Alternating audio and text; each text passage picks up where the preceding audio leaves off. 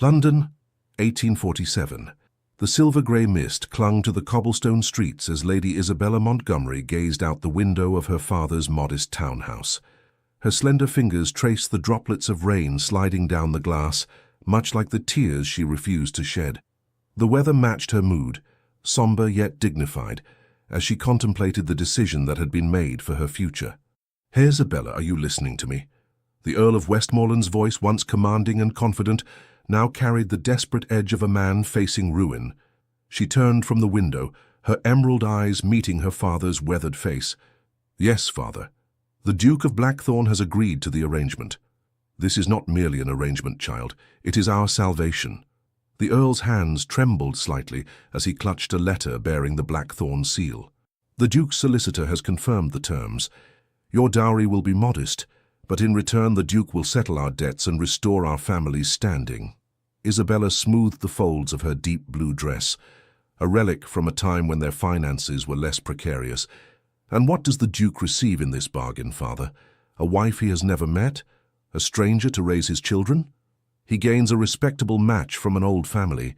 Your reputation is impeccable, your education superior to most young ladies, and—" He hesitated.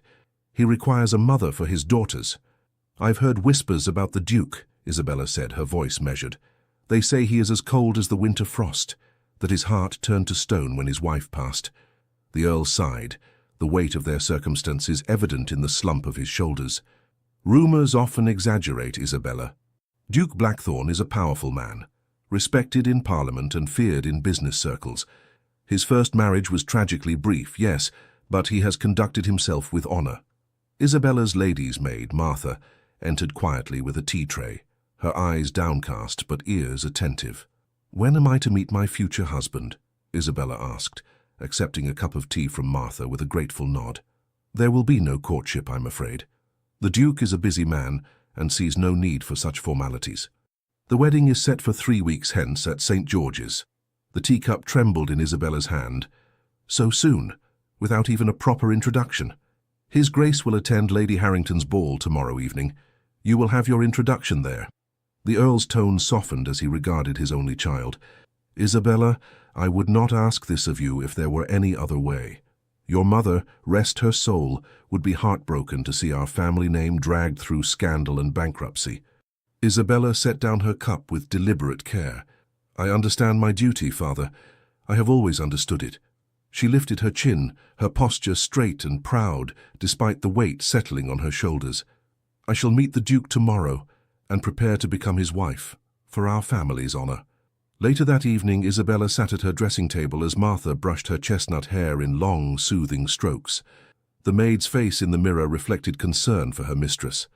"Is it true what they say, Martha?" Isabella asked quietly. "About Blackthorn Manor being a place of shadows and sorrow?" Martha's hands stilled momentarily. "I've a cousin who works in the village near the Duke's estate. She says his Grace has changed since the death of his first wife. He was once considered a kind master, even charming in society. Now he speaks little, smiles never, and devotes himself entirely to his business affairs and parliamentary duties." "And his daughters, what of them?" "2 little girls, my lady. Lady Charlotte, who is 7, and Lady Emma, just 5. Quiet children, from what I hear, kept mostly in the nursery under the care of their governess." Isabella's gaze drifted to the portrait of her mother on her bedside table. "Children who have lost their mother deserve tenderness and understanding. Perhaps that, at least, I can provide." "You've always had a way with children, my lady," Martha said softly. "Remember how you used to gather the tenant farmers' children for story hour when we visited your father's country estate?" A ghost of a smile crossed Isabella's face. "Yes, before we had to sell it." She squared her shoulders. "I may not have chosen this path, Martha, but I shall walk it with dignity. Duke Blackthorn may have bargained for a convenient wife, but he shall find I am not a woman easily dismissed." The following evening, Lady Harrington's ballroom blazed with candlelight, the glittering chandeliers casting a warm glow over the assembled aristocracy of London. Isabella entered on her father's arm, her gown a masterpiece of ivory silk, with delicate emerald embroidery that matched her eyes, the last creation commissioned from a French modiste before their finances collapsed. Whispers followed her progress across the room. The Earl's daughter. to marry Blackthorn. Poor girl. Such a cold man, tragic about his first wife. Isabella kept her head high, though her heart fluttered with apprehension. Then the crowd seemed to part, conversations faltering, as a tall figure entered the ballroom. "His Grace, the Duke of Blackthorn," announced the butler. Isabella's breath caught in her throat. The Duke stood framed in the doorway, his powerful presence commanding attention without effort. Tall and broad-shouldered, he cut an imposing figure in his perfectly tailored black evening clothes. His features were striking rather than handsome. A strong jaw, aristocratic nose, and penetrating grey eyes beneath dark brows. His hair, black as midnight with threads of silver at the temples, was swept back from a high forehead. But it was his expression that truly captured Isabella's attention, or rather, the lack of one. His face might have been carved from marble, revealing nothing of the man beneath. The Earl guided Isabella forward as the Duke approached. "Your Grace, may I present my daughter, Lady Isabella Montgomery?" Isabella sank into a perfect curtsy, years of deportment lessons serving her well despite her nerves. "Your Grace, it is an honor." When she rose, she found those grey eyes studying her with detached assessment, as if she were a horse at auction. "Lady Isabella." His voice was deep and cultured, but devoid of warmth. He took her gloved hand and bowed over it with impeccable manners that nonetheless felt mechanical. "I trust your father has informed you of our arrangement." "He has, Your Grace." "Good. I dislike unnecessary conversation." His gaze swept over her once more. "You appear healthy and well-educated. My solicitor speaks highly of your character and accomplishments. You will suit my requirements." Isabella felt a flicker of indignation beneath her composure. "And what requirements might those be, Your Grace, beyond settling my father's debts?" Something flashed in his eyes, surprise, perhaps, that she would speak so directly. "My daughters need appropriate guidance as they grow. My household requires a mistress to maintain proper order. Society expects a man of my position to have a wife. You fulfill these necessities without complications of excessive emotion or romantic notions." "I see," Isabella replied, her voice steady despite the coldness of his assessment. "A business arrangement, then?" "Precisely." He offered his arm. "The first dance is beginning. We shall participate, as expected."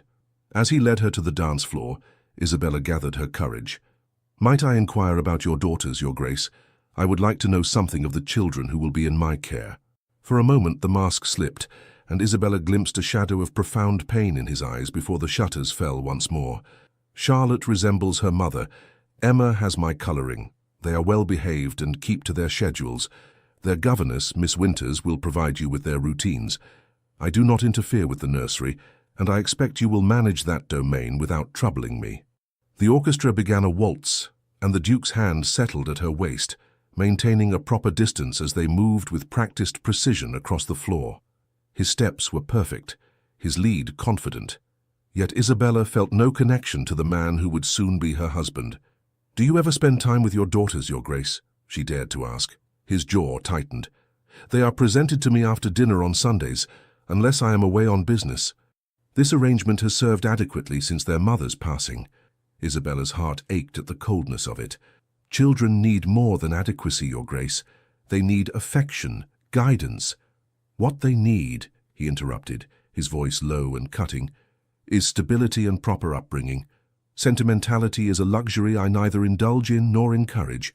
Remember that, Lady Isabella, when you come to Blackthorn Manor." As they continued to dance in silence, Isabella studied the man who would become her husband. Behind that impassive facade, and beneath those harsh words, she sensed not cruelty, but something far more complex, a pain so deep it had transformed into a fortress. The music drew to a close, and the Duke escorted her back to her father with a formal bow. "The wedding preparations proceed as planned. My solicitor will call upon the Earl tomorrow with the final contracts." He turned to Isabella. "I depart for Blackthorn Manor in the morning, and shall return only for the ceremony. Good evening, Lady Isabella." With that he strode away, leaving Isabella to contemplate the life that awaited her, with a man who seemed determined to keep his heart locked away from the world, and from the wife who would soon share his name, but perhaps never his soul. 3 weeks later, beneath the soaring arches of St. George's, Hanover Square, Isabella stood beside the Duke as they exchanged vows. His responses were clear and precise, hers steady despite her uncertainty. When the moment came for him to kiss his bride, he placed a brief, formal kiss upon her lips that held not a hint of affection. As they turned to face the sparse gathering of witnesses, the Duke leaned close to her ear and whispered words that froze her heart.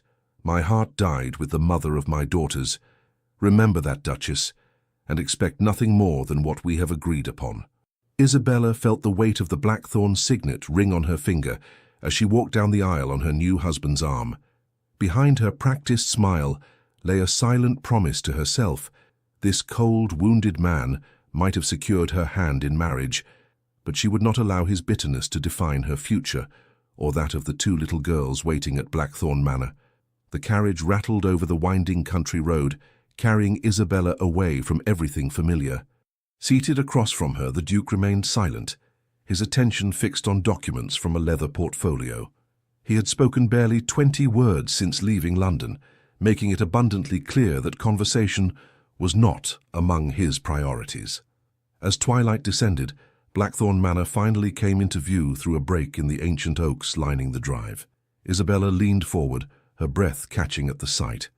Rising against the darkening sky stood a grand Tudor mansion, its stone facade weathered by centuries, wings stretching outward like great arms embracing the formal gardens.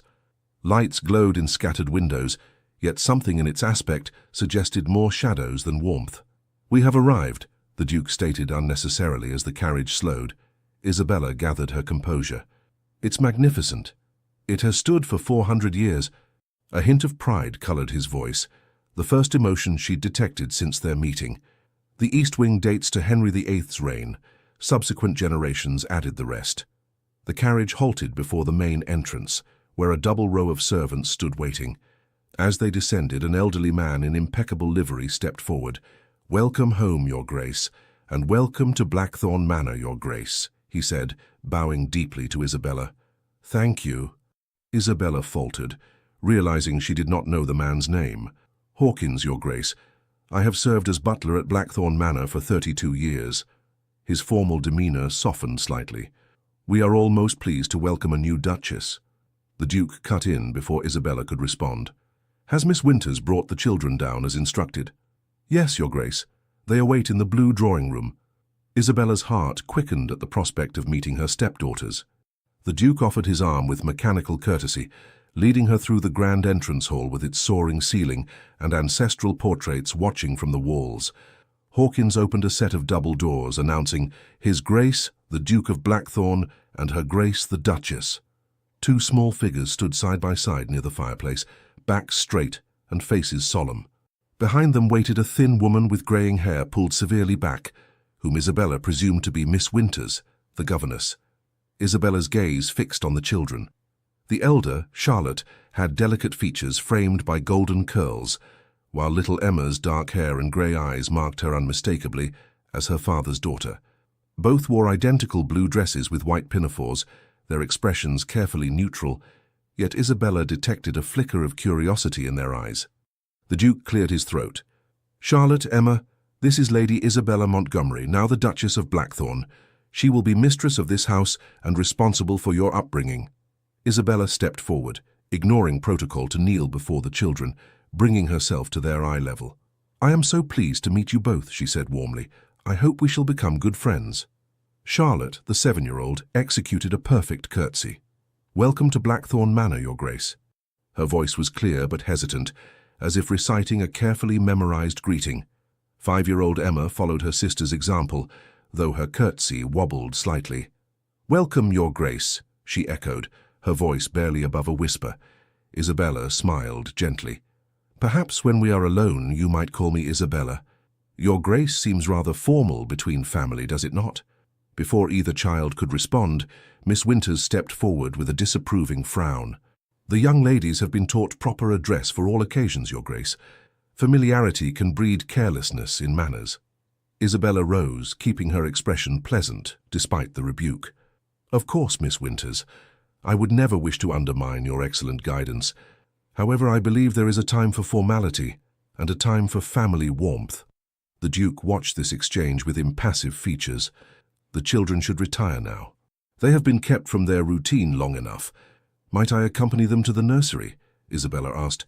I would like to see them settled. A look of surprise crossed the children's faces, quickly masked as they glanced at their father. That will not be necessary, the Duke replied. Miss Winters manages the evening routine efficiently. Isabella persisted gently. Even so, I would value the opportunity to become familiar with their quarters and routine, unless there is some objection. For a moment the Duke seemed about to refuse, but instead gave a curt nod. As you wish. Hawkins will show you to your chambers when you are ready. I have correspondence to attend to. He turned to leave, then paused. Charlotte, Emma, conduct yourselves properly for your new stepmother. After he departed, an uncomfortable silence fell over the room. Isabella smiled at the children, determined to bridge the awkwardness. Shall we proceed to the nursery, then? Perhaps you might show me the way. Charlotte looked uncertainly at Miss Winters, who nodded stiffly. The young ladies may lead you, Your Grace. I shall follow to ensure they do not overtire themselves with excessive chatter. As they climbed the grand staircase, Isabella attempted gentle conversation. Do you enjoy reading, Charlotte? I brought several books that I loved as a child. Miss Winters selects our reading materials, Charlotte replied cautiously. We read improving texts and practice our penmanship daily. And you, Emma, do you have a favorite story?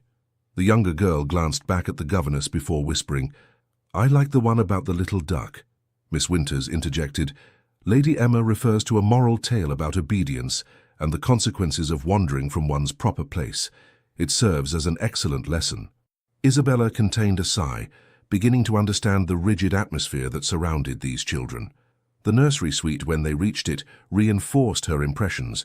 The rooms were immaculate, with educational charts adorning the walls and not a toy out of place. While comfortable and well-appointed, it lacked the warmth and small touches of disorder that should accompany childhood. After watching the girls change into nightgowns with the help of a nursery maid, Isabella asked if she might read them a bedtime story. The young ladies have a strict schedule, Your Grace, Miss Winters objected. They retire precisely at 7 o'clock after prayers and a review of tomorrow's lessons. Isabella noticed Emma's crestfallen expression and made a decision. I appreciate your dedication to routine, Miss Winters, but tonight is special. As their new mother, I would like this privilege. Her tone was gentle but firm. Perhaps we might bend the rules just this once. The governess's lips thinned with disapproval, but she could hardly refuse the new Duchess outright. As you wish, Your Grace. I shall use the time to prepare tomorrow's scripture lesson. When Miss Winters withdrew to an adjoining room, Isabella sat on the edge of Charlotte's bed, gesturing for Emma to join them.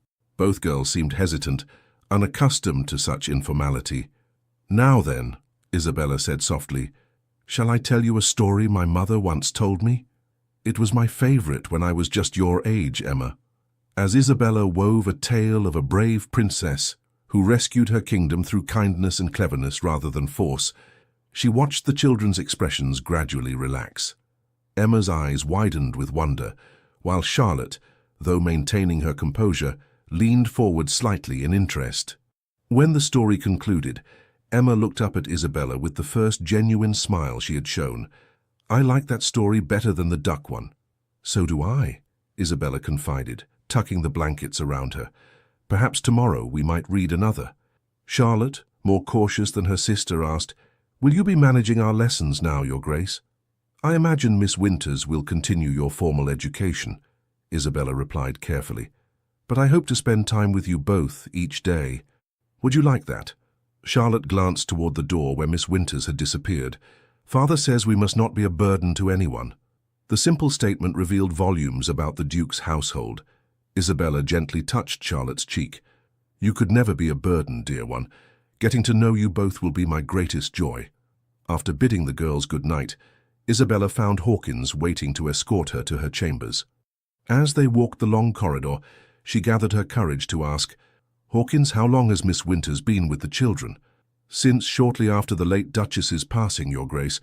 Nearly 4 years now. And before that? What was the household like when the first Duchess was alive? Hawkins hesitated, his professional demeanor momentarily troubled.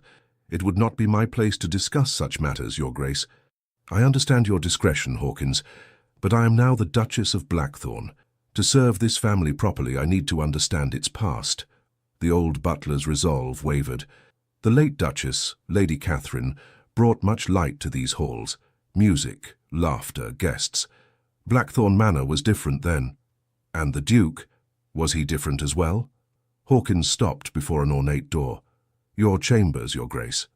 After a pause, he added quietly, His Grace suffered a profound change after the tragedy. What you see now is not the man he once was. With a respectful bow, he left her at the threshold. Isabella entered a suite of rooms decorated in shades of blue and gold, elegantly appointed but somehow impersonal. A young maid curtsied nervously, introducing herself as Lily, assigned to be Isabella's lady's maid. As Lily helped her change, Isabella learned the Duke occupied separate chambers in the opposite wing. Later, as she sat at the dressing table brushing out her hair, a soft knock sounded at the door. Opening it, she found little Emma in her nightgown, clutching a worn stuffed rabbit. Emma, is something the matter? Isabella ushered the child inside.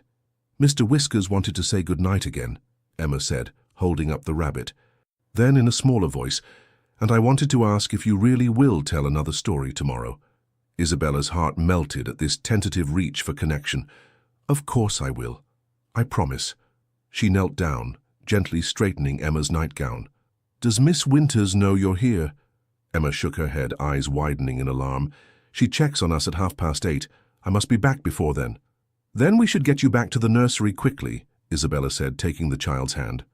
Though I'm very glad you came to visit me. As they slipped through the shadowed corridors, Emma whispered, Charlotte wanted to come too, but she said it wasn't proper. Perhaps tomorrow Charlotte might join us for our story, Isabella suggested. Returning Emma to her bed without alerting Miss Winters, Isabella pressed a gentle kiss to the child's forehead, an impulse that made Emma's eyes widen in surprise before a smile bloomed across her face. Back in her chambers, Isabella stood at the window, gazing out at the moonlit grounds of Blackthorn Manor.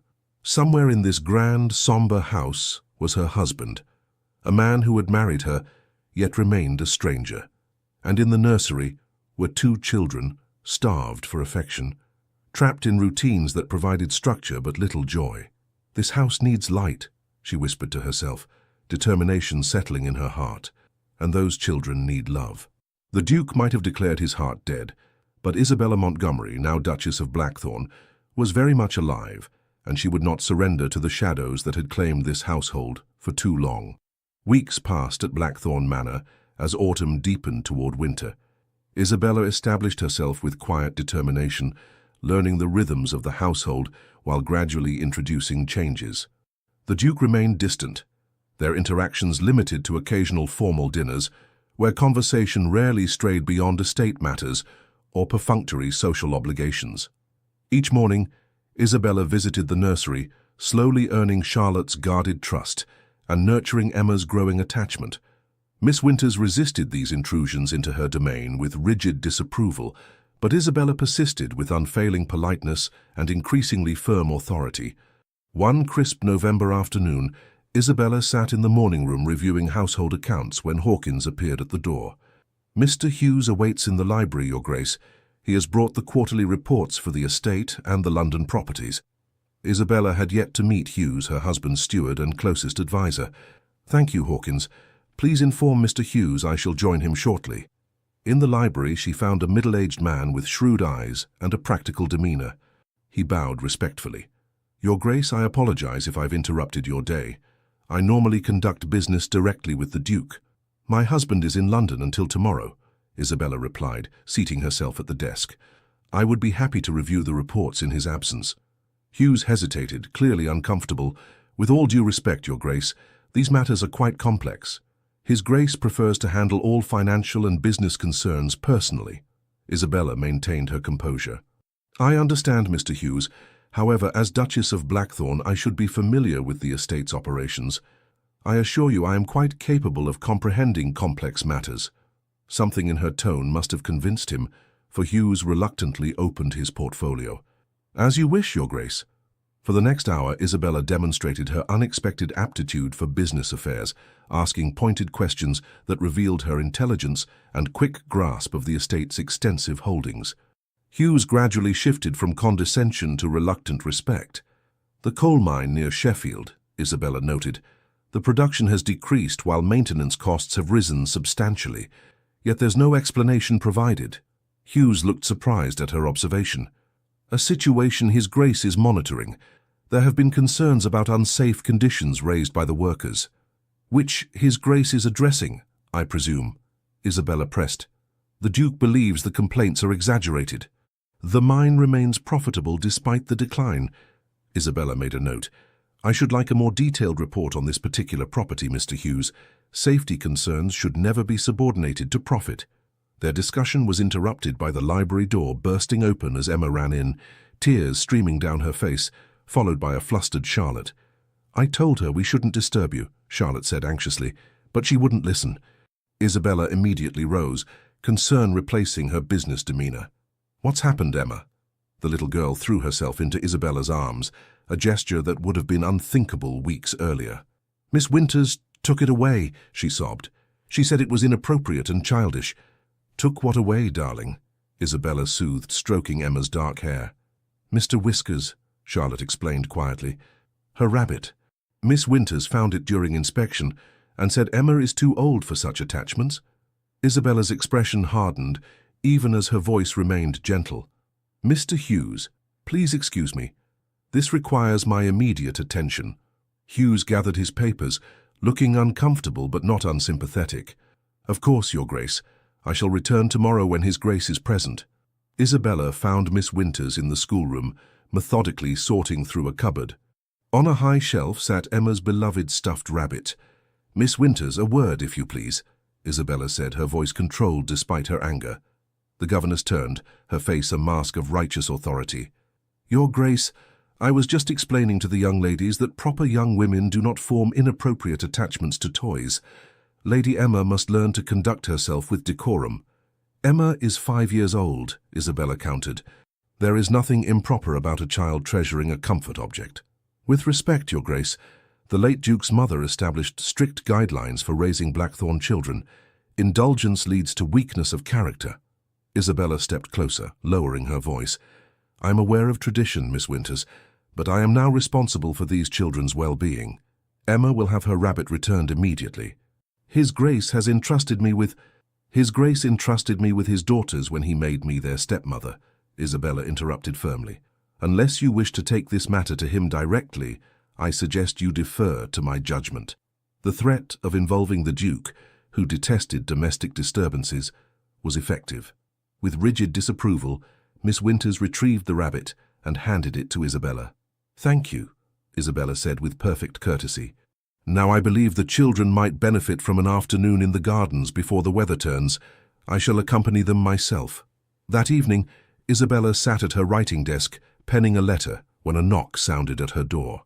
Opening it, she found herself face to face with her husband, returned early from London. Your Grace, she said, surprised, we did not expect you until tomorrow.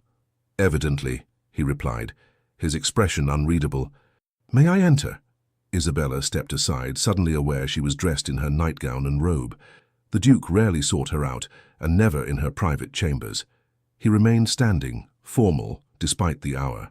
I understand there was an incident with Miss Winters today. Isabella straightened, prepared to defend her actions. There was a disagreement regarding Emma's comfort toy. I felt Miss Winters's approach was unnecessarily severe. Miss Winters has threatened to resign her position. She feels her authority has been undermined. I see. Isabella met his gaze steadily. Would you prefer I had not intervened when Emma was in tears? I prefer order in my household, he said coldly. The children have a structured routine that has served them well. Your interference creates confusion. Isabella felt her temper rise. With respect, Your Grace, a routine that leaves a child sobbing over a beloved toy is not serving anyone well. Your daughters need warmth and understanding, not just rules and schedules. You have been their stepmother for barely 6 weeks. Miss Winters has guided them for 4 years. And in those 4 years, have you seen them laugh freely? Have they run to you with their small joys and sorrows? Do they know they are loved unconditionally? Isabella challenged. The Duke's jaw tightened. Sentimentality is not a luxury I provide, as I made clear before our marriage. The Blackthorn name carries responsibilities that transcend personal indulgence. Love is not an indulgence, it is a necessity, Isabella countered, especially for children who have lost their mother. At the mention of their mother, something flashed in his eyes, that same pain she had glimpsed at their first meeting. You know nothing of what they lost, he said, his voice dangerously quiet. Then tell me, she implored, softening her approach. Help me understand what happened to Catherine, to you. How can I properly care for your daughters if their past remains shrouded in mystery? He turned away abruptly. Catherine's death is not a subject for discussion. As for Miss Winters, she will remain in her position. However, he hesitated. You may continue your daily visits to the nursery. The children seem improved since your arrival. This grudging concession surprised Isabella. Thank you, Your Grace. He moved to leave, then paused at the door. Hughes informs me you reviewed the quarterly reports today. Isabella tensed, uncertain if this constituted another transgression in his eyes. Yes, I hope you don't object. He was impressed by your understanding of the figures, most unusual in a woman. Before she could determine if this was criticism or praise, he continued, The Sheffield mine situation requires attention. I shall review your notes on the matter. With that, he departed, leaving Isabella to wonder at this small crack in his glacial facade. The following Sunday afternoon, Isabella sat with the girls in the garden room, a pleasant space she had reclaimed from disuse. Charlotte was practicing her embroidery, while Emma drew pictures with coloured pencils, an activity Miss Winters considered frivolous, but which Isabella had quietly introduced. Look, Isabella. Emma held up her drawing. In the 6 weeks since Isabella's arrival, Emma had blossomed, her natural exuberance gradually emerging from beneath layers of rigid discipline. It's you and me and Charlotte and Mr. Whiskers in the garden. Isabella admired the childish rendering with genuine appreciation. It's wonderful, Emma. You've captured Charlotte's golden curls perfectly. Charlotte, still more reserved than her sister, but increasingly relaxed in Isabella's presence, glanced up from her needlework. Emma has quite forgotten Father's rule about using your title, Your Grace. When we are alone, I prefer Isabella, she reassured Charlotte. Though perhaps in public settings, Mother might be more appropriate than Your Grace, if you both feel comfortable with that. Emma's face lit up. Could I really call you Mother? Before Isabella could respond, a shadow fell across the doorway. The Duke stood there, his expression inscrutable as always, though something in his posture suggested he had overheard their exchange. The children immediately straightened, their momentary ease vanishing. Good afternoon, Father, they said in unison. Charlotte, Emma, he acknowledged with a nod. I came to inform you that I must travel to Scotland on business. I shall be absent for approximately 2 weeks. Isabella saw disappointment flicker across Emma's face. These brief Sunday interactions were the only regular contact the children had with their father. Perhaps, Isabella suggested carefully, the girls might write to you during your absence. They've both been practicing their penmanship diligently. The Duke seemed about to dismiss the suggestion when Charlotte spoke up tentatively. I could write about my progress with the pianoforte, Father. Miss Winters says I am advancing well. Something almost soft passed across his features. You play the pianoforte? Yes, Father, for nearly a year now. Isabella realized with a pang that he had not known this fundamental fact about his own daughter. Your mother was accomplished at the instrument, he said, the words appearing to surprise even himself. Emma, emboldened by this rare moment of personal conversation, held out her drawing. Would you like to see my picture, Father? For a suspended moment, Isabella feared he would refuse.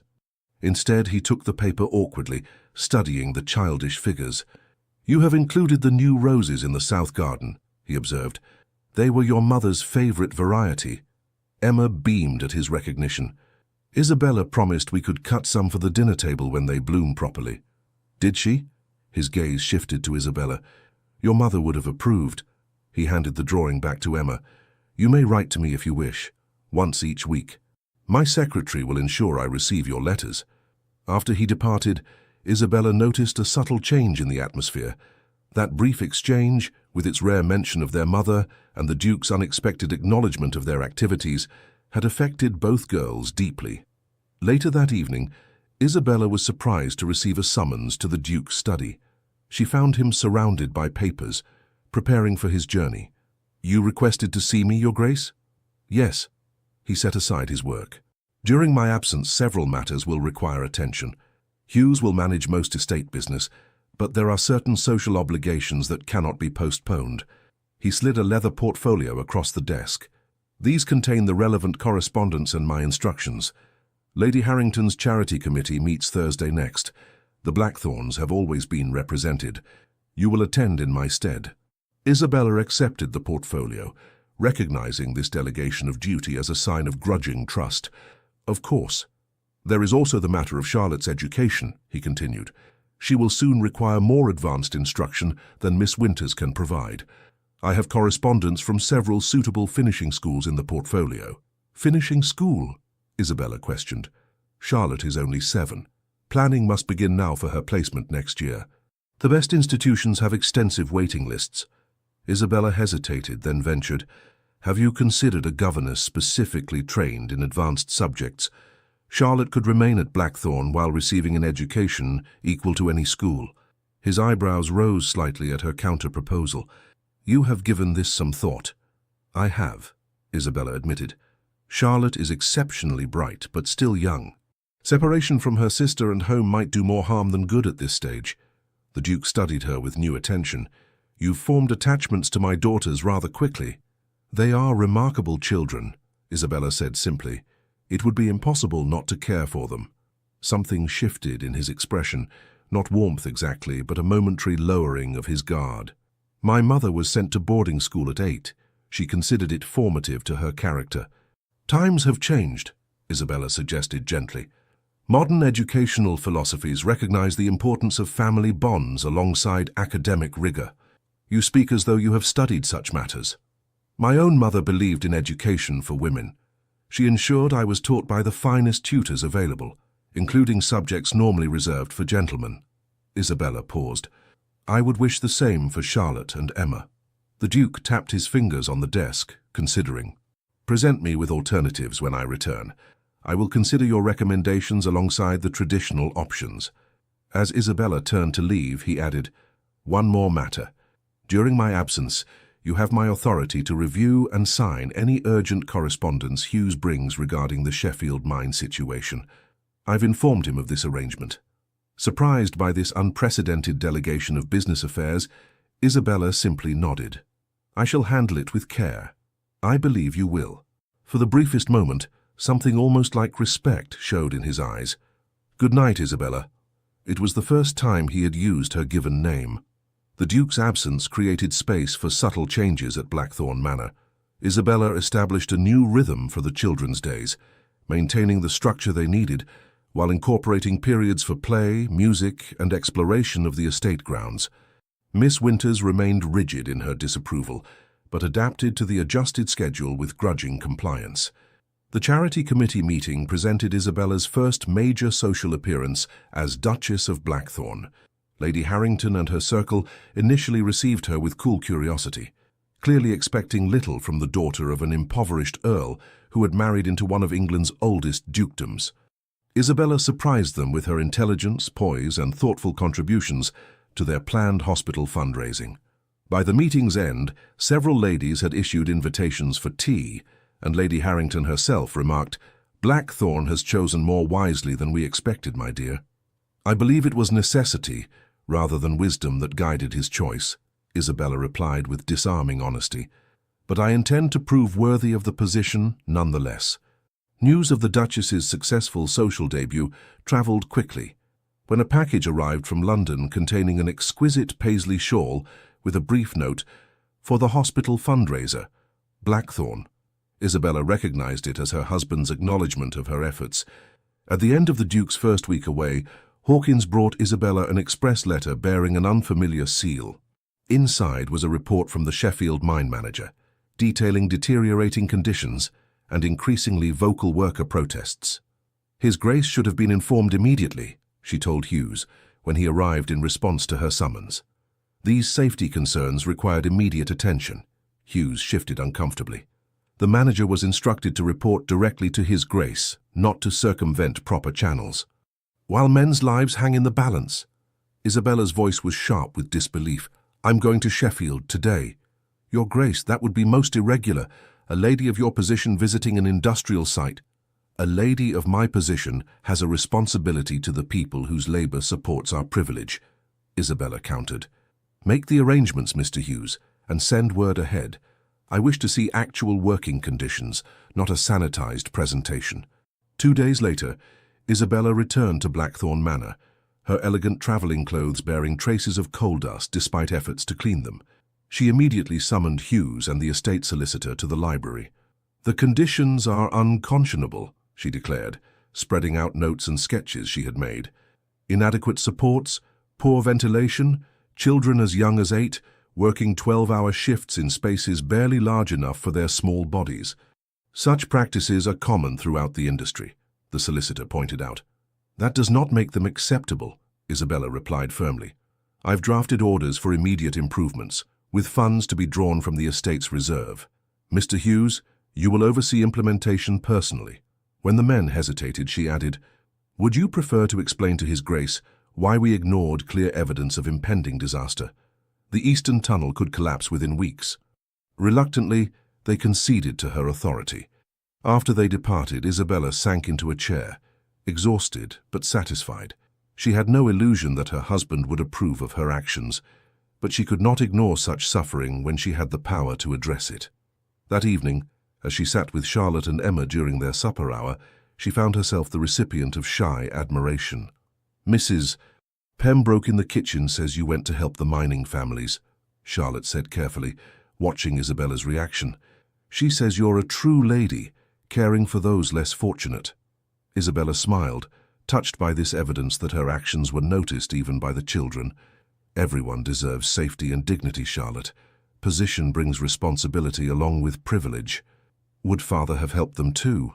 Emma asked innocently. Isabella considered her response carefully.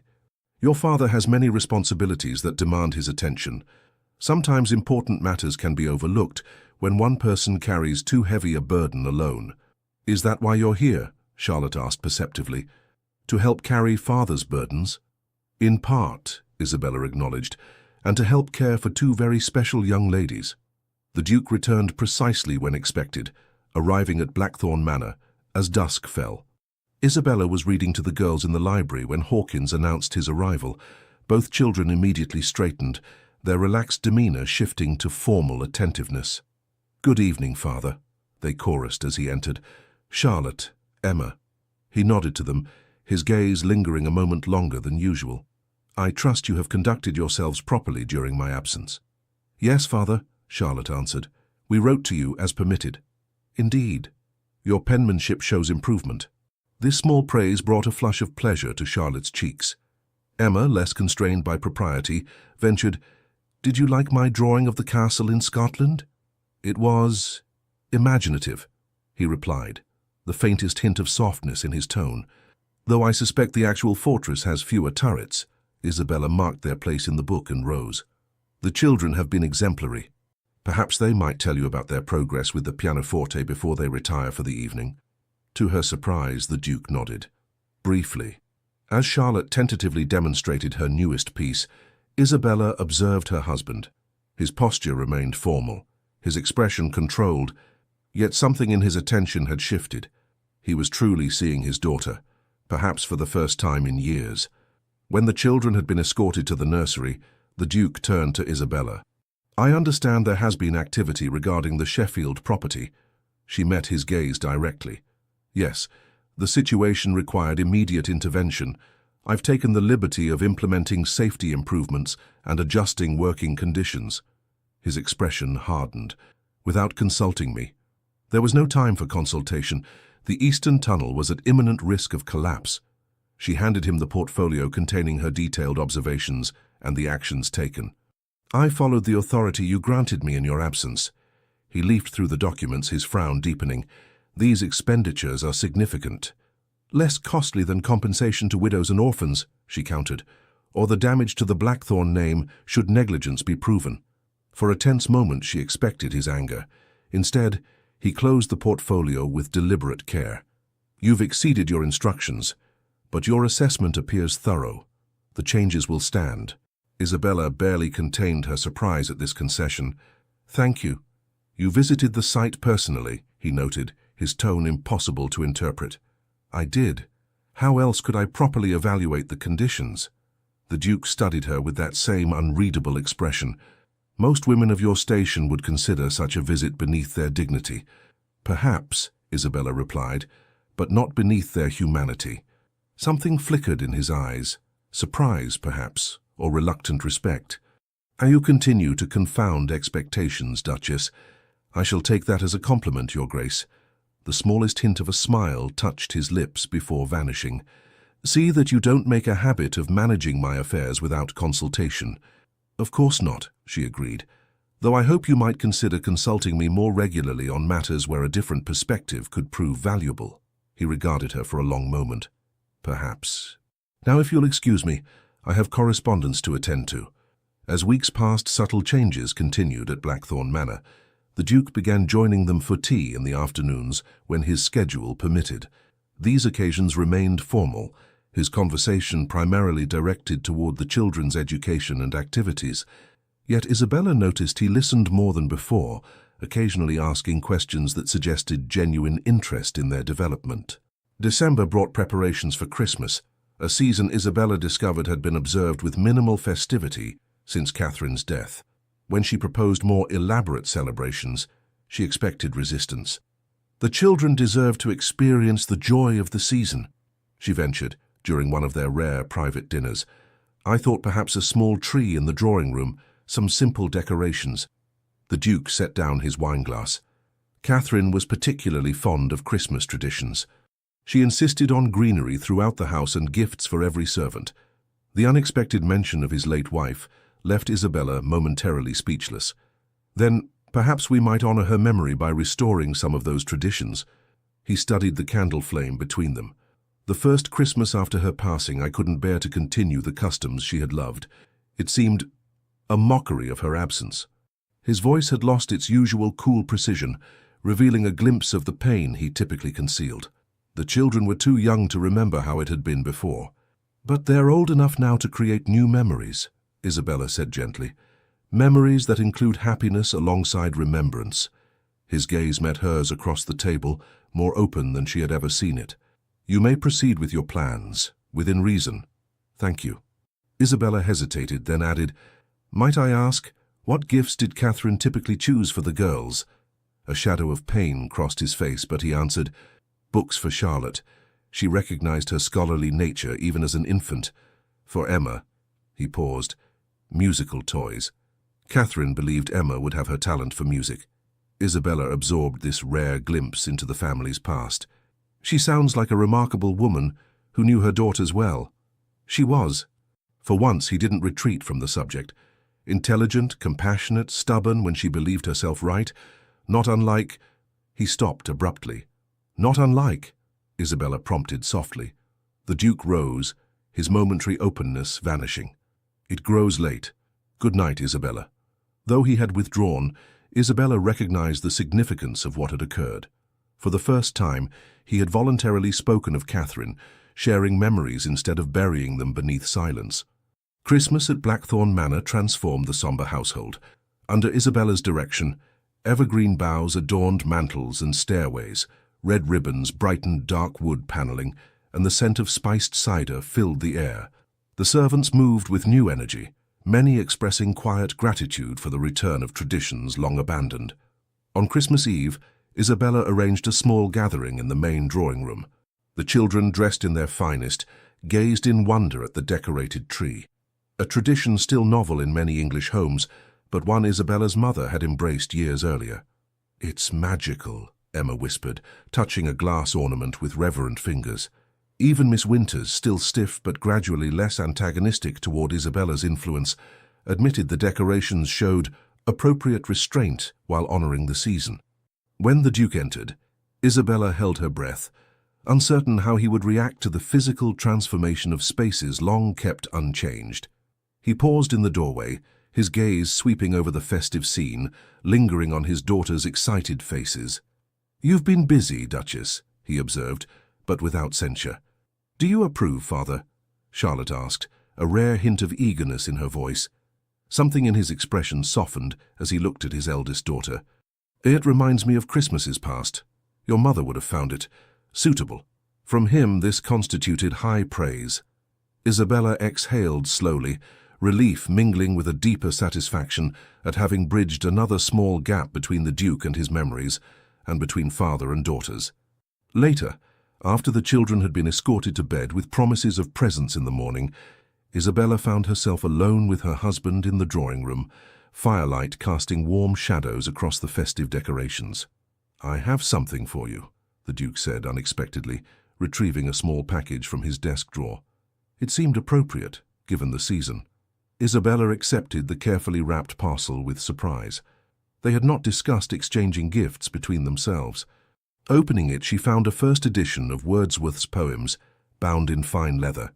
"This is beautiful," she said, genuinely touched by the thoughtfulness of the gift. "How did you know I admire Wordsworth's work? You quoted him during our discussion of Charlotte's education. The child is father of the man. I noticed your eyes when you spoke the words. They held genuine appreciation." Isabella was startled by this evidence that he had observed her so carefully, noticing details she herself had forgotten. "You have a perceptive eye, Your Grace." "Adrian," he said quietly. "Pardon?" "My name is Adrian. It seems absurd that my wife continues to address me by title in private." The simple invitation felt momentous, another small barrier lowered between them. "Thank you, Adrian. I have something for you as well." She retrieved a package from beside her chair, watching nervously as he unwrapped it. Inside lay a finely crafted wooden box, its lid inlaid with the blackthorn crest. "Open it," she encouraged. Inside, he found a collection of small watercolor paintings. The children in the garden, Charlotte at the pianoforte, Emma feeding birds in the park, both girls beside the Christmas tree. "I've been practicing my watercolors," Isabella explained, suddenly shy. "I thought you might like to have these moments, especially when your duties take you from home."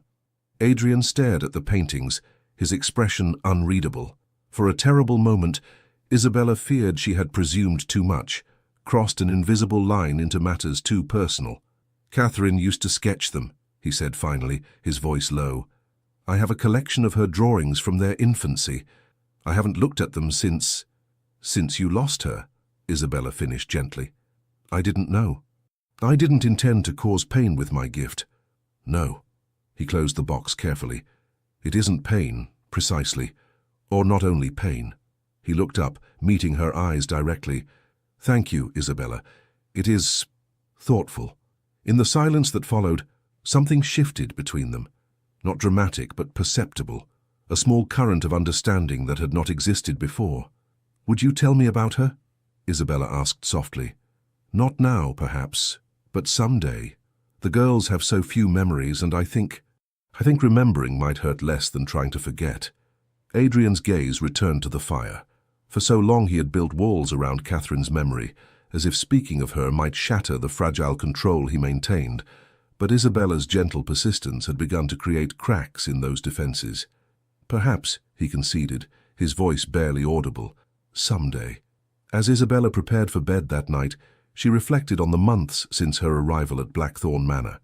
The household remained far from the warm family home she had secretly hoped to create, but change was happening, slowly, almost imperceptibly at times, but undeniably real. The Duke, Adrian, remained a complex, guarded man, but she had glimpsed enough of the person beneath the formal exterior to understand that his coldness masked profound pain rather than cruelty. The girls were blossoming under her care, finding balance between proper behavior and childhood joy. And Isabella herself had found unexpected purpose in her arranged marriage, not merely in fulfilling social obligations, but in healing a fractured family. Whatever the future might hold, she had already accomplished more than she had dared hope on that rainy day when her father had announced her betrothal. As she drifted towards sleep, Isabella recalled Emma's words earlier that evening. "This is the best Christmas ever."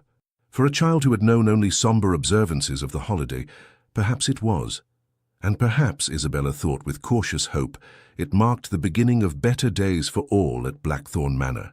Spring arrived at Blackthorn Manor, breathing new life into gardens long neglected. Under Isabella's direction, Catherine's beloved rose garden had been restored, and now crimson and ivory blooms climbed trellises where only thorns had remained. Nearly 6 months had passed since her wedding day, 6 months of gradual, often painful progress in thawing the frost that had encased the Blackthorne family.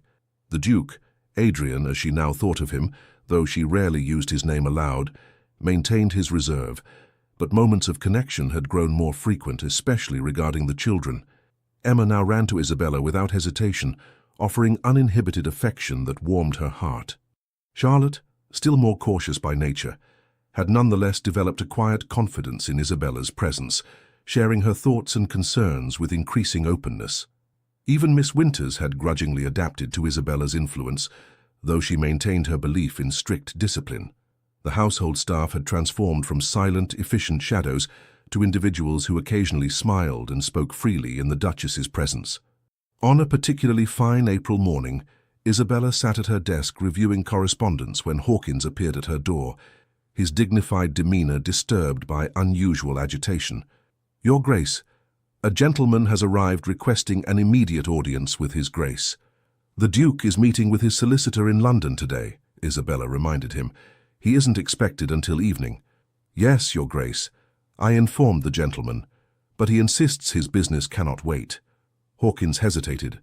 "He claims to be Mr. James Harlow, brother to the late Duchess." Isabella set down her pen. Catherine's family had never visited Blackthorne Manor during Isabella's residence, nor had Adrian ever mentioned them. "Did the Duke leave instructions regarding Mr. Harlow?" "No, Your Grace. To my knowledge, Mr. Harlow has not called at Blackthorne Manor in nearly 4 years." "I see." Isabella considered the implications. "Please show Mr. Harlow to the blue drawing room. Offer refreshments and inform him I shall join him shortly." After Hawkins departed, Isabella took a moment to compose herself. This unexpected visitor likely represented another piece of the puzzle that was Adrian's past, and potentially another source of pain. In the drawing room she found a man in his early 30s with fair hair and Catherine's delicate features. He paced near the window, tension evident in his posture. "Mr. Harlow," Isabella greeted him. "I am Isabella Blackthorne, Duchess of Blackthorne." He turned, surprise flickering across his face before he bowed correctly. "Your Grace, I apologize for the intrusion. I was unaware the Duke had remarried." "Last autumn," she confirmed, gesturing for him to be seated. "My husband is in London on business today. How may I assist you?" Harlow remained standing, his expression troubled. "I must speak with Blackthorne directly. It concerns a matter of family importance." "I understand. However, as he will not return until evening, perhaps you might share the nature of your business with me. As his wife, I may be able to help." Harlow studied her with undisguised assessment. "With respect, Your Grace, you cannot possibly understand the history involved. This matter dates back to my sister's death." Isabella maintained her composure despite his dismissal. "Mr. Harlow, I am well aware that your sister's passing left profound wounds. While I cannot claim to know all that transpired, I have come to care deeply for the family she left behind, including her daughters." At the mention of the children, his expression changed. "Charlotte and Emma, how are they? I haven't seen them since Catherine's funeral. Blackthorne cut all ties with our family after—" "After what, Mr. Harlow?" Isabella prompted gently when he hesitated. He sank into a chair, the fight seeming to leave him. "After I accused him of being responsible for her death." Isabella controlled her shock. "Perhaps you should explain." "Catherine was always vibrant, full of life," Harlow began, pain evident in his voice. "When she married Blackthorne, they seemed genuinely happy. But after Emma's birth, something changed. Catherine became withdrawn, frightened. In her letters, she hinted at dark moods, at Blackthorne's increasingly controlling behavior." He leaned forward intently. "The official account claims she died of a fever, but I never believed it. Her last letter to me expressed fear, not of illness, but of her husband. She wrote she had discovered something that changed everything, that she needed to speak with me urgently. But she fell ill before that could happen," Isabella surmised. "Conveniently so," Harlow's tone was bitter. "Blackthorne claimed she collapsed suddenly, that the doctor was summoned too late. He refused to allow our family to see her before burial." Isabella processed this disturbing account. What brings you to Blackthorn Manor now, after 4 years? Harlow reached into his coat, withdrawing a folded paper. This arrived yesterday from a former lady's maid who served Catherine. The woman is dying and claims her conscience won't allow her to take certain knowledge to the grave. He handed the letter to Isabella. She writes that Catherine confided in her about a hidden diary, concealed somewhere in Blackthorn Manor. Catherine apparently recorded her fears and suspicions there, including what she discovered about her husband. Isabella read the maid's trembling script with growing unease. The letter contained no specifics about what Catherine had allegedly discovered, only the maid's conviction that the diary would reveal the truth about her Grace's final days. "You believe this diary exists and contains evidence against my husband," Isabella stated, keeping her voice neutral. "I believe my sister deserves justice," Harlow replied. "For 4 years, I've lived with the conviction that Blackthorn was somehow responsible for her death, yet without proof I could do nothing." Isabella carefully folded the letter, gathering her thoughts. "Mr. Harlow, these are serious implications against a man who, in my experience, deeply mourns your sister still." "Does he?" Harlow asked skeptically. "The man I knew was consumed by ambition and control. Catherine's letters described how he changed after they married, becoming distant, cold, obsessed with his business affairs and political connections. The description matched the Adrian that Isabella had first encountered, yet contradicted the glimpses she had seen of the man beneath that frozen exterior. "What do you intend to do with this diary, should it exist?" she asked. "That depends on its contents," Harlow admitted. "If it confirms my suspicions, I would seek justice through legal means. If I was wrong," he hesitated, "then perhaps I might finally find peace with my sister's passing." Isabella made her decision. "Mr. Harlow, I cannot permit you to search Blackthorn Manor in my husband's absence.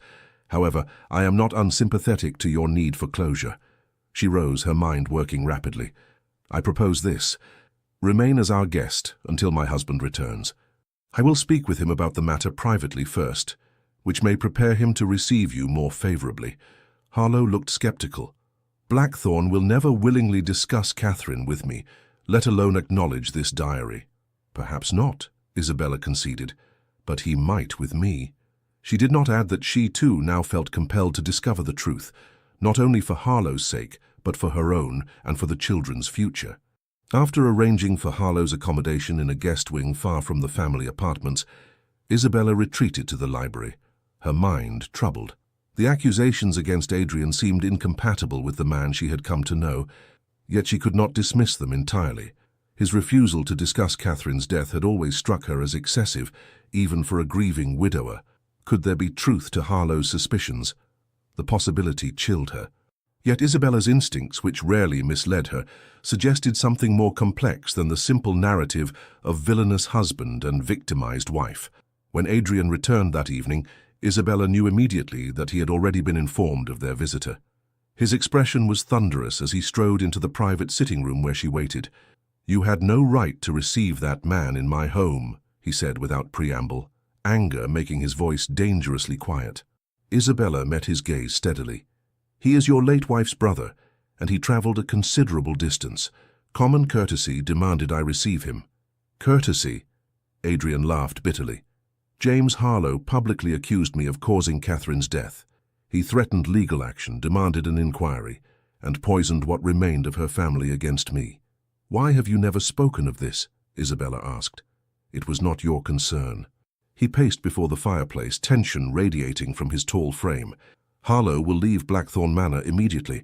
I will not have him under my roof." "He brought a letter, Adrian." Isabella rose, moving to her desk to retrieve the maid's correspondence. "You should read it before you dismiss him." Adrian stared at the offered paper without taking it. "More accusations? More slander against my name?" "Information about a diary Catherine supposedly kept. A diary that might contain important truths about her final days." His expression hardened further. "Catherine kept no diary." "Can you be certain?" "The maid claims it was hidden, that Catherine feared your discovering it." "So now you too believe I had reason to harm my wife?" The pain beneath his anger was suddenly visible, raw and devastating. "Has your opinion of me fallen so low?" Isabella stepped closer, her voice softening. "I believe you loved Catherine, and still mourn her deeply." But I also believe there are aspects of her death you have never shared, perhaps cannot bear to share. This diary, if it exists, might bring closure not just to her brother, but to you as well." Adrian turned away, bracing one arm against the mantelpiece. For several long moments he remained silent, the struggle within him almost palpable. "There was no diary," he said finally, his voice altered, stripped of its usual control. "But Catherine did leave a letter I found only after her death, hidden among her personal correspondence." Isabella waited, sensing they had reached a crucial threshold. She wrote of her unhappiness, her conviction that I had changed, grown cold toward her. She spoke of suspicions, he faltered, suspicions that I had betrayed her, that my frequent absences concealed an affair. "And had you?" Isabella asked gently. "Never." The word emerged with fierce conviction. "I loved Catherine completely.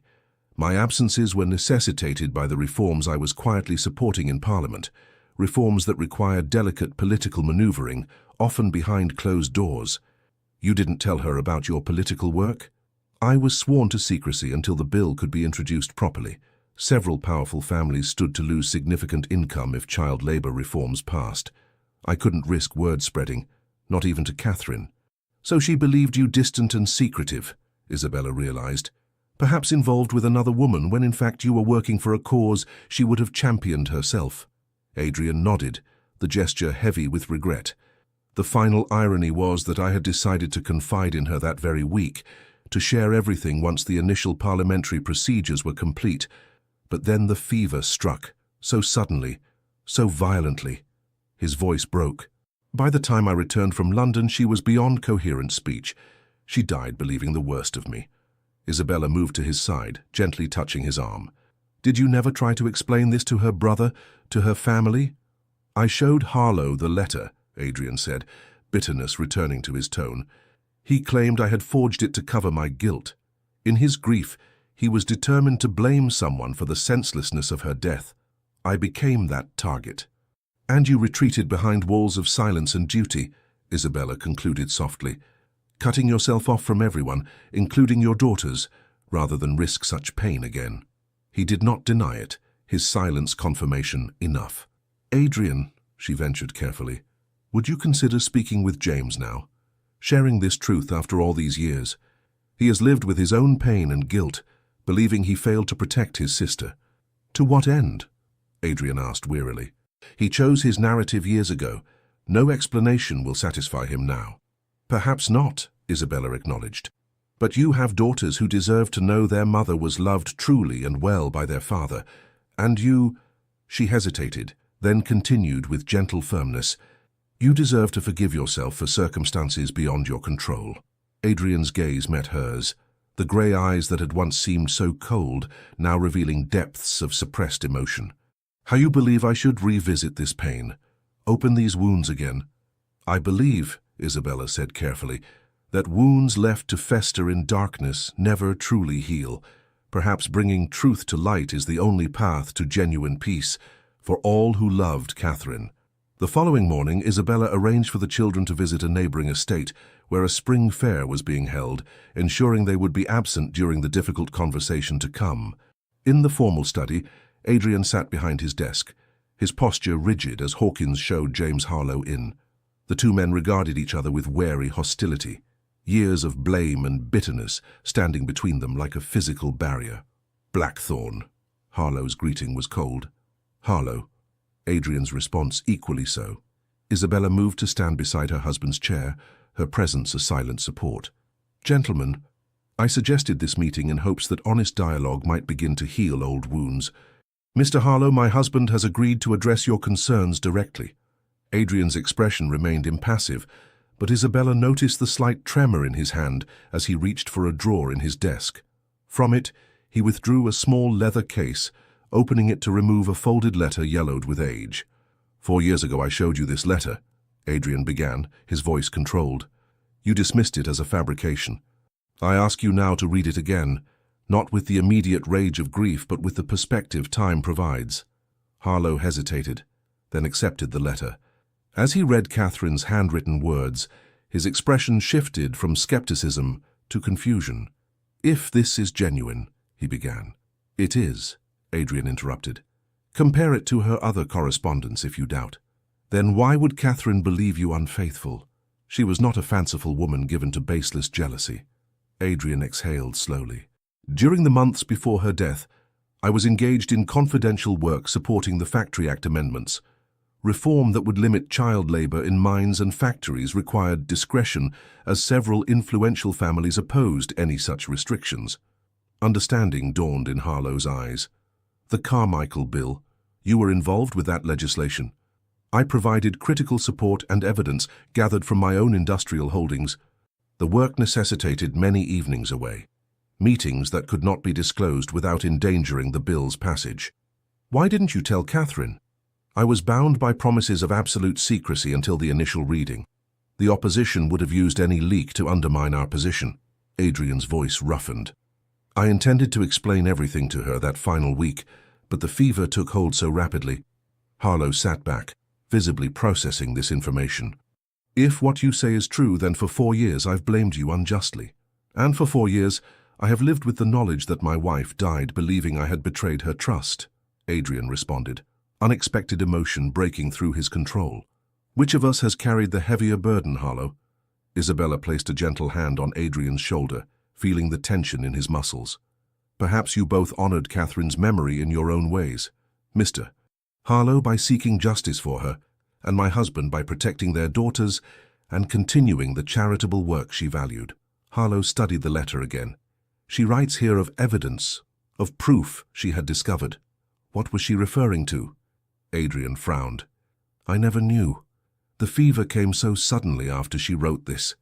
By the time I returned from London, she was delirious, calling for her mother, for the children. His voice faltered. The doctor said the infection had reached her brain. The maid's letter mentions a hidden diary, Harlow persisted. Could that have contained what she believed was evidence? Catherine kept no diary that I ever saw, Adrian maintained. After her death, I preserved her rooms exactly as she left them for nearly a year before I could bear to have her personal items sorted. No diary was found. An idea formed in Isabella's mind. Perhaps it wasn't kept in her obvious personal spaces. If Catherine believed she needed to hide her thoughts, she turned to Harlow. Did your sister have a special place, a retreat within the house? Harlow considered this. She wrote often of the small conservatory adjoining her sitting room.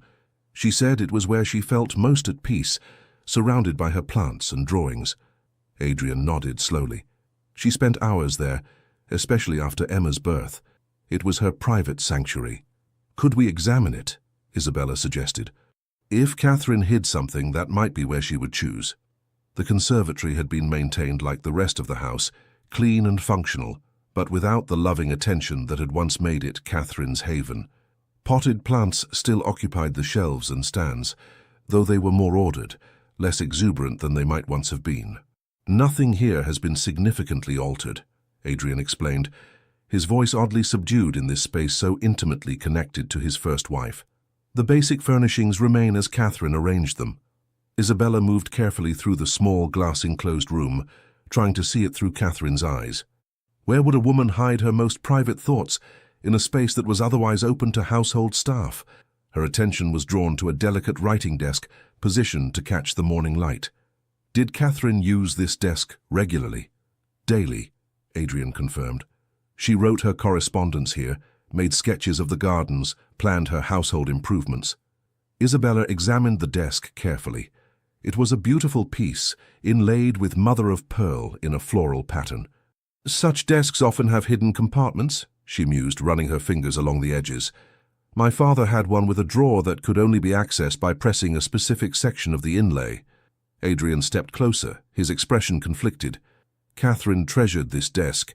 It was a wedding gift from her grandmother. Isabella studied the intricate pattern, noticing that one flower, a lily, stood out from the others, its petals slightly more raised. On impulse, she pressed it gently. A soft click sounded, and a narrow panel on the desk side slid open, revealing a small hidden compartment. There is something, Isabella said softly, reaching into the space. She withdrew a small leather-bound book, its pages well filled with Catherine's distinctive handwriting. The three stood in silence, staring at the diary that had remained hidden for more than 4 years. I should read it first, Adrian said finally, his voice strained. If it contains what Harlow suggests. No, Isabella countered gently.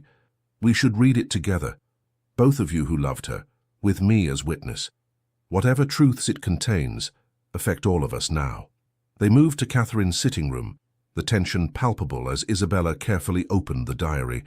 The early entries confirmed what they already knew: Catherine's growing concern over Adrian's absences, her fear that he had become distant, her confusion about the change in their once warm relationship. Then came an entry dated 3 days before her final illness began. I can no longer deny the evidence before me. A returns from his meetings with a peculiar scent upon his clothes, not a woman's perfume as I had feared, but something medicinal. Today I found a letter in his coat pocket from Dr. Wells regarding treatments and cautions. My husband is ill, perhaps gravely so, and concealing it from me. This explains his pallor, his exhaustion, his reluctance to share my bed. Why would he hide such a matter unless the diagnosis is dire? I am frantic with worry, yet must pretend ignorance. Tomorrow I shall visit Dr. Wells myself and demand the truth. Isabella looked up from the page to find Adrian's face drained of color. Dr. Wells, he said hoarsely, the physician consulting on the child labor reform. He was documenting the effects of mine conditions on workers' health, including me, as I had spent days in the mines gathering first-hand evidence. Harlow leaned forward. You were investigating conditions personally? Adrian nodded, understanding dawning in his eyes. The coal dust and poor air quality affected my breathing. Wells prescribed treatments and warned about prolonged exposure. Catherine found his letter and misunderstood completely. Isabella continued reading the final entry, dated the day before Catherine fell ill. Dr. Wells confirmed my worst fears. A has been exposing himself to dangerous conditions in coal mines and factories, documenting the effects on workers and children for some parliamentary cause he values above his own health, above his family's welfare. The doctor says prolonged exposure could permanently damage his lungs, yet A continues this reckless crusade in secret. I am beside myself with anger and fear. How dare he risk orphaning our daughters for political ambition? I have written to James, asking him to come. A must be made to see reason before it is too late. The diary ended there. Isabella closed it gently, the silence in the room heavy with realization. She thought I was killing myself for politics, Adrian whispered, shock evident in his voice. She died believing I valued reform above her and our daughters. No, Isabella corrected softly. She died fearing for you, angry because she loved you too much to accept your risking your life, even for a worthy cause. Harlow's expression had transformed as understanding replaced suspicion. This was the evidence she mentioned, proof not of infidelity or cruelty, but of self-sacrifice taken too far. He looked at Adrian with new eyes. She was frightened for you, not of you. Adrian stood abruptly, moving to the window. His rigid posture betrayed the storm of emotion he fought to control. All these years, he said, his voice barely audible. All these years of believing she died thinking the worst of me, when in fact she died loving you so deeply that the thought of losing you was unbearable. Isabella finished for him. Harlow rose, his own composure fragile. I owe you an apology, Blackthorne. I was wrong, grievously wrong, to accuse you as I did. We both failed her, Adrian replied, turning back to face him. I through misguided secrecy, you through misguided suspicion, and my daughters have paid the price for our mutual blindness. Perhaps, Isabella suggested gently, it is not too late to begin healing those wounds. Later that evening, after Harlow had departed with a promise to return soon with Catherine's parents for a proper reconciliation, Isabella found Adrian in his study. He sat before the fire, Catherine's diary open in his lap, his expression more vulnerable than she had ever seen it. The children are asking for you, she said softly. They wish to tell you about their day at the fair. He looked up momentarily disoriented, as if returning from a great distance. Yes, of course, I should see them. Isabella moved to his side. Before you do, may I ask what you are thinking? I am thinking, he said slowly, of all the years wasted in bitterness and self-recrimination, years when I withdrew from my daughters because seeing Catherine in their faces caused too much pain. You protected them as best you knew how, Isabella offered. No. His denial was firm but without anger. I failed them, just as I failed Catherine by not trusting her with the truth of my work. He closed the diary carefully. I told myself I was honoring her memory by maintaining the strict routines she established, but in reality I was hiding from the joy she would have wanted for her children. Isabella knelt beside his chair, taking his hand in hers. Adrian, you cannot change the past, but the future remains unwritten. Your daughters need their father, not a distant guardian, but the man Catherine loved, the man who was willing to risk his health to protect children he'd never met. He turned to her, his grey eyes searching her face as if seeing her truly for the first time. How did you come to understand me so well, Isabella? How did you see past the walls I built? Perhaps because I was looking for the man rather than the Duke, she answered simply. From our first meeting, I sensed your coldness masked something deeper. A ghost of a smile touched his lips. Even when I told you my heart had died with Catherine. Especially then, Isabella replied. A truly heartless man would never have declared himself so definitively ruined by loss. Adrian's hand tightened around hers. I meant those words on our wedding day. I believed my capacity for feeling had been buried with her. He paused, something new entering his expression. I was wrong. Isabella's breath caught at the implication in his voice, in his eyes. Adrian, you have brought life back to this house, he continued, his voice gaining strength. To my children, and, against all expectation, to me. His free hand rose to touch her cheek with unexpected gentleness. I made you no promises beyond the legal bonds of marriage, offered you nothing but duty in return for your sacrifice. You deserved better. I made my choice knowingly, Isabella reminded him, though her heart raced at his touch. Did you? An arranged marriage to a man widely known as cold and forbidding, with 2 motherless children and a household shrouded in grief? What kind of choice was that? The kind that led me to you, she answered simply, to Charlotte and Emma, to a purpose greater than I could have found elsewhere. Adrian studied her with wonder. Catherine would have liked you, he said unexpectedly. She valued honesty and courage above all virtues. You have both in abundance. I would have liked her too, I think, Isabella replied. From all you've shared from her writing, she seems to have been remarkable. She was. His acknowledgement held affection without the shattering pain that had previously accompanied any mention of Catherine. And so are you, though in different ways. His voice softened. I have not been a proper husband to you, Isabella. She flushed slightly at his directness. You have been exactly the husband you promised to be. A poor promise, then. His hand moved from her cheek to gently lift her chin, ensuring she met his gaze. I find myself wanting to offer a new one. Isabella's heart quickened. What sort of promise? To try, he said simply. To be not just a husband in name and legal standing, but a true partner. To open myself to the possibility that my heart, while scarred, is not beyond redemption. His voice grew husky. To see if what I have begun to feel for you might grow into something worthy of the extraordinary woman you are. Tears pricked at Isabella's eyes, unexpected emotion rising in her throat. For months, she had told herself that respect and cordial cooperation were all she could hope for in this marriage. To hear him speak of deeper possibilities overwhelmed her. I would welcome such a promise, she managed to say, and offer one in return, to honor Catherine's memory while helping to build a new future, to continue loving your daughters as if they were my own, and to be patient as you find your way back to yourself. Adrian rose, drawing her to her feet before him. For a long moment, he simply looked at her, as if memorizing her features. Then, with exquisite gentleness, he lowered his lips to hers. Unlike the brief formal kiss at their wedding, this was a true meeting, tentative at first, then warming as Isabella responded. When they parted, something had fundamentally changed between them. The Duke, who had once declared his heart dead, had found it beating anew.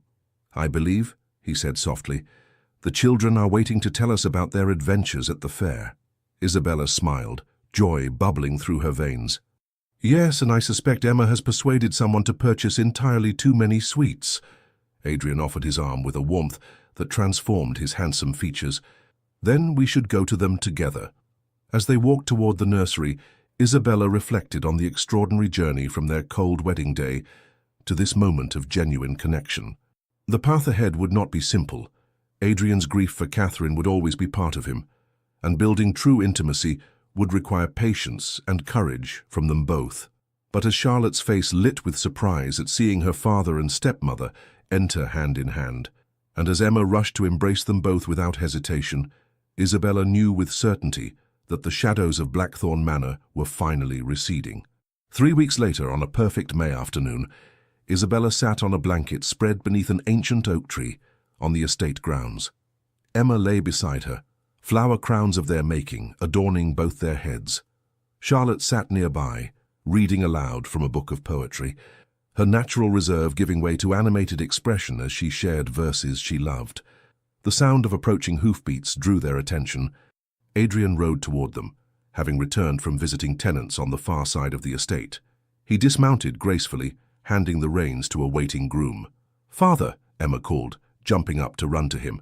"Isabella taught us to make flower crowns like queens wear." To Isabella's delight, Adrian knelt to receive his younger daughter's enthusiastic embrace without reservation. "Did she indeed? It becomes you, Your Majesty." He bowed playfully, drawing giggles from Emma. Charlotte approached more sedately but with equal warmth. "We've been reading Wordsworth, Father. Isabella says you used to read poetry aloud in the evenings." "Many years ago," Adrian acknowledged, his eyes meeting Isabella's over their daughter's head. "Perhaps it's time to revive the tradition." He joined them on the blanket, his formal riding clothes incongruous against the informal setting, yet his ease with his family transforming him from the austere duke to simply a man enjoying a spring day with those he loved. As Charlotte resumed reading, Adrian's hand found Isabella's, their fingers intertwining naturally.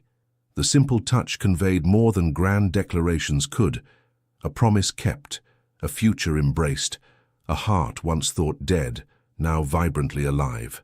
The afternoon sun cast golden light across Blackthorn Manor in the distance, its ancient stones no longer seeming forbidding but protective, sheltering the family that had found its way back to joy within its walls. Isabella gazed at the faces around her, Charlotte's growing confidence, Emma's uninhibited happiness, and Adrian's transformed countenance. The whispered words at the altar that had once chilled her heart, "My heart died with the mother of my daughters," had proven false, not through deception, but through healing. In their place, a new truth had emerged. Love, once known, could be found again, different perhaps, shaped by experience and loss, but no less profound for the journey taken to reach it. As Adrian's thumb traced gentle circles on her palm, Isabella felt a sense of completion that transcended the practical arrangements that had brought her to Blackthorn Manor. What had begun as duty had blossomed into something far richer. A love built on understanding, respect, and the courage to embrace life after loss. The Duke had kissed her at the altar with cold formality and whispered words of finality and grief. But here, beneath the spreading oak with their family surrounding them, his eyes promised a future neither of them could have imagined on that grey London day. A future built not on forgetting the past, but on honouring it, while daring to write a new chapter together. The end. Dear listener, as the sun sets on Isabella and Adrian's story, perhaps you find a familiar echo in your own heart. The walls we build after profound loss, not unlike those of Blackthorn Manor, may seem to protect us, but often only imprison our ability to feel again. Life rarely follows the paths we plan. Like Isabella, many of us face circumstances we didn't choose, discovering strength we didn't know we possessed. The winter of grief, no matter how long or bitter, eventually yields to spring's gentle persistence. In your own journey through the seasons of life, remember that healing doesn't dishonor what was lost. Adrian feared that loving again would betray Catherine's memory, when in truth, his capacity to love again honored the gift she had first awakened in him. Perhaps you too have known closed doors, silent rooms where memories echo, or gardens where once vibrant flowers gave way to thorns. Know that it is never too late to tend those gardens again, to allow light back into shadowed corners of your heart. Your story, like all the best ones, is still being written. Whatever chapter you find yourself in tonight, whether one of challenge or triumph, may you rest peacefully knowing that even the most tightly sealed hearts can open again to joy. The courage to begin anew, to reach for connection despite past wounds, remains one of life's most profound acts of faith. Like Isabella extending her hand to two frightened children, sometimes the bravest thing we can do is simply to offer tenderness in a world that has known too much coldness. As you close your eyes tonight, may you feel embraced by the same protective warmth that finally filled Blackthorn Manor.